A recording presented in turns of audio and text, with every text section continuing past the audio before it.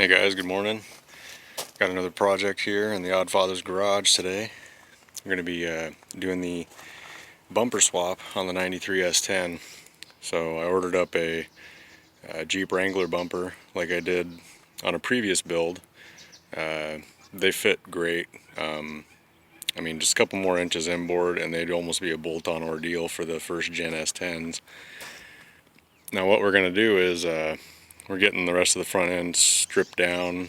We're going to do some prep, paint, and get ready for that bumper to come in, and then once I get it, we can start mocking up the brackets and doing some welding. So let's get to it. So here's little red, it's 93. Didn't document it yesterday, but I did end up pulling this fender and replacing it due to a bunch of rust. I also have to do the passenger fender. But just a quick rattle can job. It's a truck after all. I'm going to be taking it in the woods and doing dump runs and whatever else, so I'm not really worried about a professional paint job. It does need a little bit of body work on some of the panel, but for the most part, this little boogered area right here is about as bad as it gets. On my other fender, everything from about here down was just rusted and missing. But while we're here, we can do a little tour. Pretty basic. Still working on gauges. I got a Speedo temporarily mounted. Factory one was bummed. This truck had a bad ECU, and come to find out, it's kind of a one-off, one-year weird 3-plug ECU that was about $700. I paid $200 for this truck. I sure as hell ain't gonna spend $700 on a computer. So we did a swap to carburetor. Holley 500 CFM 2-barrel on the factory 4.3 intake with this weird little plastic adapter I came across years ago on eBay. I don't know how much I really like the plastic setup, but it seems to work and it doesn't melt and hasn't warped or given me any vacuum leaks, so I'll just send it until it gives me a problem. I need to address this little hot air intake deal. Guy I sold the truck to back in 2017 decided he didn't like the filter over here, closer to where the factory cold air inlet would be. So I guess he wanted to suck hot air right off of the exhaust manifold. Go figure. But we'll address that at another time. It does have a 1.5-inch body lift, torsion key and shackle 2-inch lift. So 3.5 inches total. Pretty good for a little S10 that's not really going to be doing any heavy off-roading. I've already gotten to start to pull the bumper bolts, get that all pulled away, and then we'll address rust and surface issues, get that all sealed up, and make sure it's clean so that when we go to install the bumper, it's going to expose a lot more of the frame and you'll see a lot more of the undercarriage that typically the factory bumper would cover. But once we get that new bumper on, it'll be a little bit more visible. So we'll get it all prepped and cleaned up and yeah, make it look nice.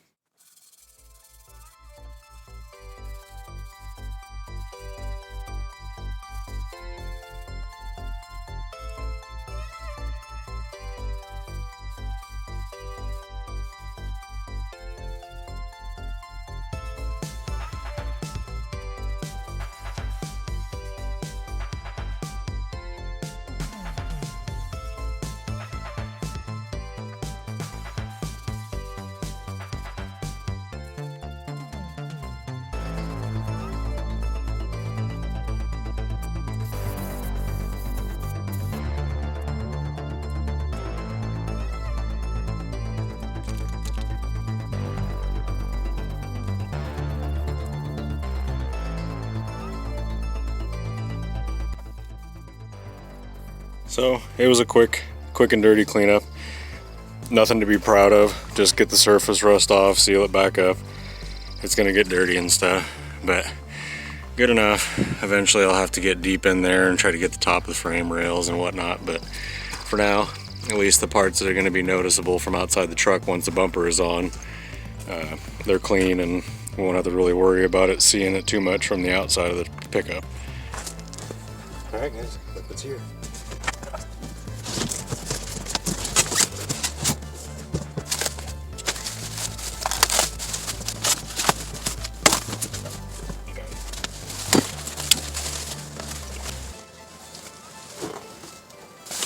that bad boy. Integrated fog lights. Got this for 170 bucks delivered. And it's eBay special, but I think it's gonna get the job done. Set it up there, see what it looks like.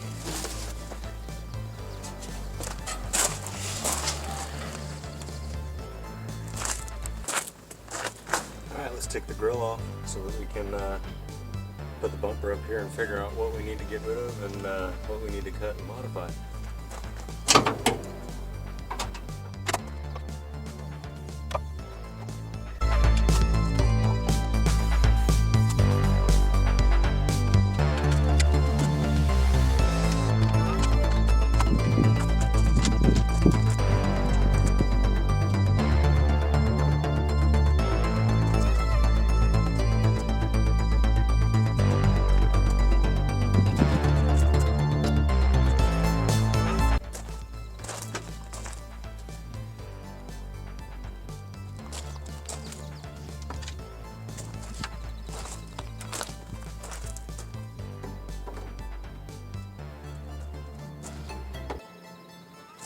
I think what I'll end up doing here is I'm going to cut this, follow this line so that the bumper itself will kind of follow the original grill line without having to cut really anything else up, and then this will kind of fall down into this channel right here a little bit. I think that'll look a lot better than cutting stuff up funky on the frame to try to make it work under the grill all the way, because then you'll have this big open space here. So we'll try to do what we can to fill some of that in. See how it goes.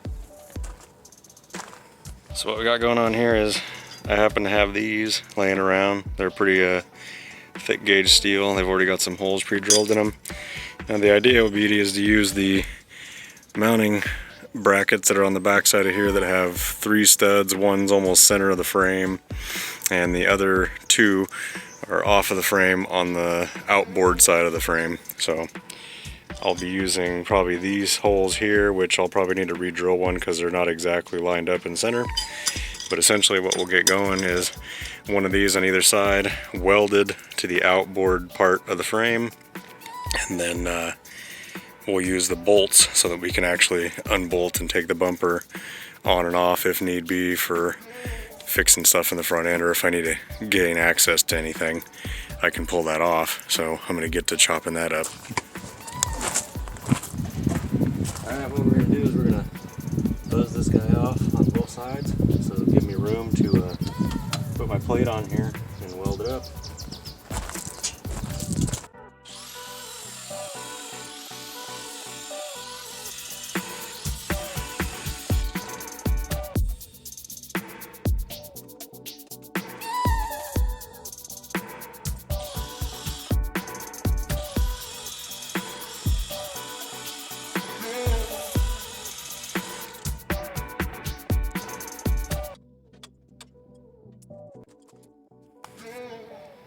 Now I can see what I'm talking about as far as that bracket goes.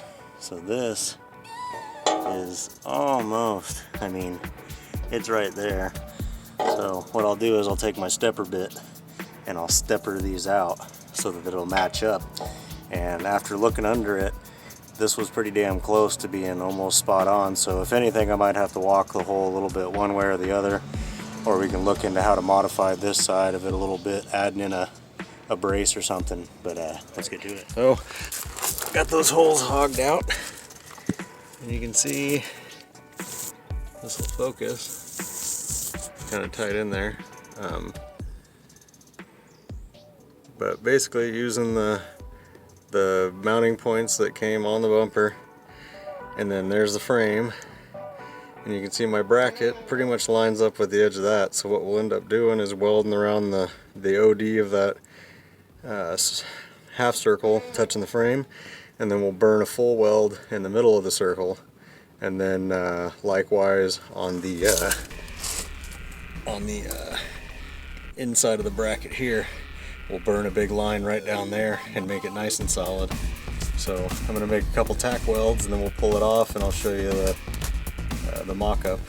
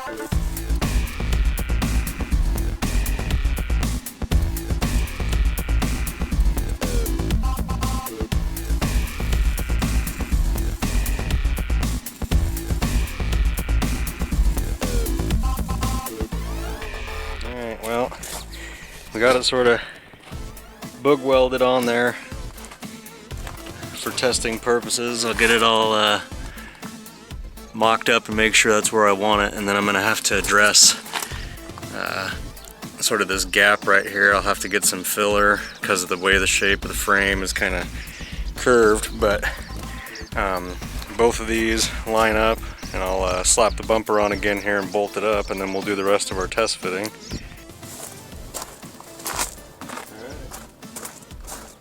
Well, we're all bolted on. Everything's nice and solid. Got the D-rings on. Now we need to put the hoop on, and about ready to start cutting up that grill, and we'll get this fit. Remember, we were talking about going down here and trying to swing it in. Let's see what we can do, but it's good, man. Ready to go.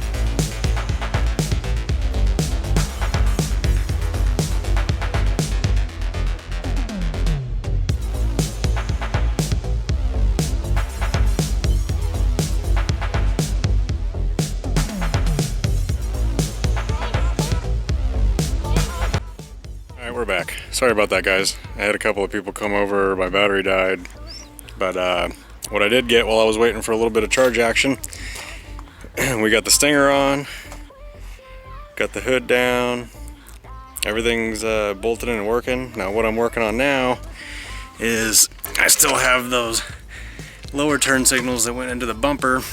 Now what I want to do here is I'm going to cut these mounting tabs off, and I need to shave a little bit off of the edge.